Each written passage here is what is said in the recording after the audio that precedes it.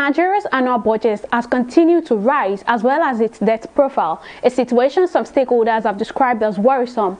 At the last 2022 federal budget proposal presentation, President Muhammadu Buhari says Nigeria is ready to spend 16.39 trillion naira on expenditure, but with only 10.13 trillion naira available to spend, government says Nigeria has to borrow more to fund the deficit. Our correspondent Folashade Ogurinde tells us more in this next report. Nigeria is the second most indebted country in sub-Saharan Africa, owing over 35 trillion naira in public debts alone. Since clearing its Paris Club debts in 2006, Nigeria has accumulated more than 2 times the amount it owned in 2005. Despite this, government insists that more borrowing is the only way budget deficits can be funded.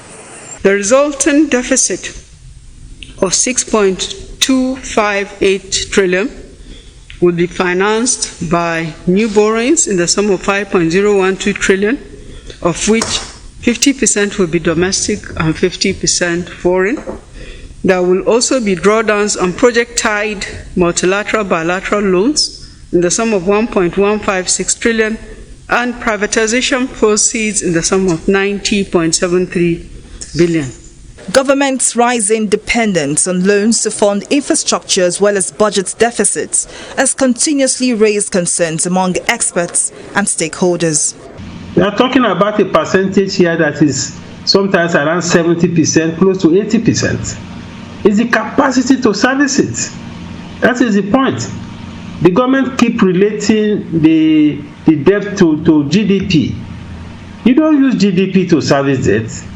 You use revenue to service debt. At a joint session of the National Assembly, President Buhari, while presenting the 2022 federal budget proposal, said the total revenue available to fund the budget is estimated at 10.13 trillion naira, while total expenditure has been pegged at 16.39 trillion naira.